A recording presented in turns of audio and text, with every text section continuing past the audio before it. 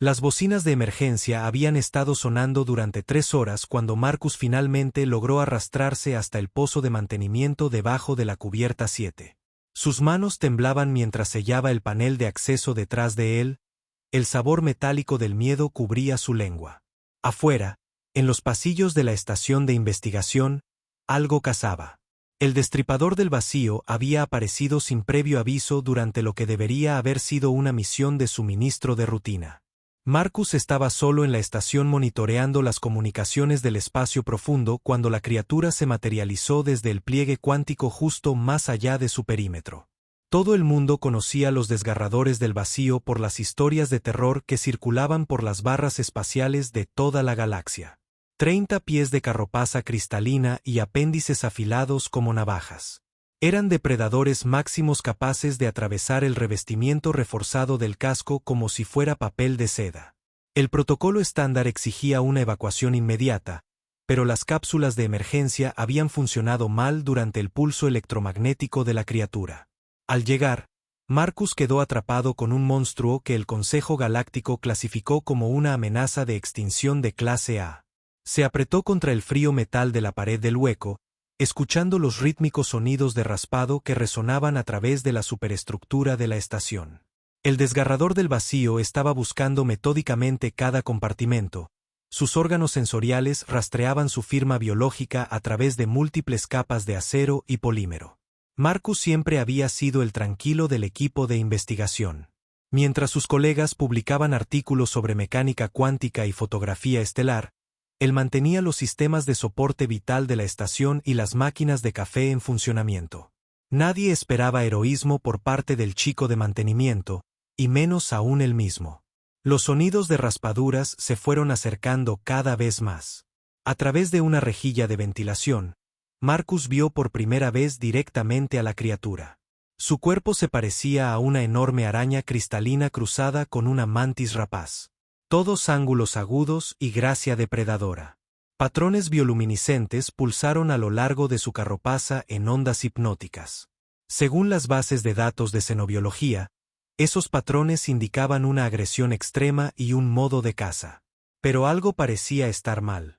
La criatura se movía con un extraño movimiento vacilante, y uno de sus apéndices traseros se arrastraba ligeramente al pasar directamente debajo de su escondite. Marcus notó lo que parecían marcas a lo largo de su flanco, marcas de quemaduras de armas de energía. La constatación lo golpeó como un golpe físico. Este no era un desgarrador del vacío de caza. Estaba herido, posiblemente moribundo, y probablemente había buscado refugio en el primer espacio cerrado que pudo encontrar. El pulso electromagnético no había sido un ataque. Había sido un reflejo defensivo de un animal aterrorizado. Marcus siempre había poseído una desafortunada tendencia hacia la empatía, incluso hacia cosas que fácilmente podrían matarlo. Su abuela lo había llamado su mayor debilidad y su rasgo más humano. Mientras observaba a la criatura luchar con un dolor evidente, ese familiar tirón de compasión anuló sus instintos de supervivencia. La bahía médica de la estación estaba a 3 cubiertas de distancia, pero el almacén de alimentos estaba al final del pasillo. Moviéndose con sumo cuidado, Marcus comenzó a arrastrarse por los pozos de mantenimiento hacia la cocina. Si la criatura estaba tan gravemente herida como parecía, necesitaría sustento para sobrevivir. 20 minutos después, apareció en el área de almacenamiento de alimentos y comenzó a reunir suministros. Los textos de xenobiología mencionaban que los desgarradores del vacío eran omnívoros, capaces de procesar tanto materia orgánica como ciertos compuestos minerales.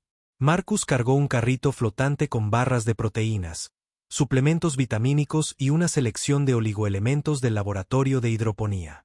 La parte más difícil fue llamar la atención de la criatura sin activar sus instintos depredadores. Marcus se posicionó en el otro extremo del pasillo principal y activó el sistema de intercomunicación. «Hola», dijo y su voz resonó en la estación vacía. «Sé que estás herido. Quiero ayudarte». Los ruidos de raspado cesaron inmediatamente. Marcus podía sentir el peso de la atención alienígena centrada en él a través de la distancia. «Voy a dejar algo de comida en el centro. Sin trucos, sin armas, solo comida». Trabajando rápidamente pero con calma, Marcus organizó los suministros en pilas ordenadas a lo largo del área de reunión principal de la estación. Incluyó recipientes con agua e incluso arrastró uno de los botiquines médicos de emergencia, aunque dudaba que su contenido, diseñado para la Tierra, fuera compatible con la fisiología de la criatura. Luego se retiró a una distancia segura y esperó. El desgarrador del vacío apareció en la entrada del centro con un sigilo sorprendente para algo de su tamaño. Estudió la comida ofrecida durante largos minutos, inclinando la cabeza en ángulos que ninguna criatura terrestre podría lograr. Cuando finalmente se acercó, Marcus contuvo la respiración. La criatura probó todo, sus apéndices alimentarios trabajando con delicada precisión. Las barras de proteínas desaparecieron primero, seguidas por los suplementos minerales. Incluso investigó el botiquín médico, aunque dejó intacto el contenido. Cuando se completó la alimentación, el desgarrador de vacío giró en dirección a Marcus. Por un momento aterrador, sus miradas se encontraron a través de la extensión del centro. La mirada multifacética de la criatura contenía una inteligencia que los libros de texto nunca habían mencionado. Luego se acomodó en lo que solo podría describirse como una posición de descanso. Su masa bloqueaba el corredor principal, pero ya no cazaba activamente. Durante los días siguientes, se desarrolló una rutina. Marcus preparaba la comida y la dejaba en el centro. La criatura se alimentaría y luego regresaría a su lugar de descanso elegido cerca de la esclusa de aire principal. Los patrones bioluminiscentes a lo largo de su carapaza cambiaron de rojos y naranjas agresivos a azules y verdes más fríos que Marcus interpretó como satisfacción. El equipo de rescate llegó 6 días después, con sus barcos repletos de potencia de fuego suficiente para arrasar una pequeña luna.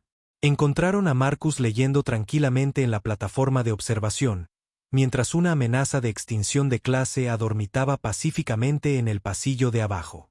¿Estás loco? La capitana Rodríguez exigió ayuda mientras sus marines se preparaban para asaltar la estación. Esa cosa podría haberte matado 100 veces. Marcus miró a su improbable compañero, que ahora mostraba signos de recuperación de sus heridas. La cabeza de la criatura se giró hacia él con lo que solo pudo interpretar como reconocimiento. Tal vez, respondió Marcus, pero a veces las cosas más peligrosas solo necesitan que alguien les muestre un poco de amabilidad. Cuando las naves de evacuación partieron, el destripador del vacío lo siguió a una distancia respetuosa. Su propia nave biológica aparentemente se había curado junto con su cuerpo. Marcus observó desde la ventana del transporte cómo la criatura seguía el ritmo de su convoy, sin aproximarse ni quedarse atrás. Parece que hiciste un amigo, observó Rodríguez, mientras su enojo anterior era reemplazado por desconcierto. Marcus sonrió, recordando las palabras de su abuela sobre la tendencia humana hacia la empatía imposible. A veces eso es todo lo que se necesita. El convoy llegó a la base estelar más cercana 3 días después. El destripador del vacío mantuvo su posición de escolta hasta el final, y solo partió cuando el transporte de Marcus estuvo atracado de manera segura, pero no antes de realizar lo que solo podría describirse como una exhibición de despedida. Toda su cubierta se ilumina con patrones de oro y plata brillantes. Marcus nunca volvió a ver a su amigo extraterrestre, pero los espaciales de todo ese sector comenzaron a informar avistamientos inusuales. Un desgarrador del vacío solitario aparecería cerca de barcos en apuros, no para atacarlos, sino para guiarlos hacia un lugar seguro. La criatura parecía particularmente atraída por las embarcaciones que transportaban humanos solitarios que realizaban trabajos peligrosos en la profunda oscuridad. Lo llamaron el Guardián. Y cada técnico de mantenimiento y transportista de mercancías en los sistemas exteriores conocía la historia del hombre que había mostrado bondad a un monstruo y había cambiado la naturaleza de ambas especies para siempre.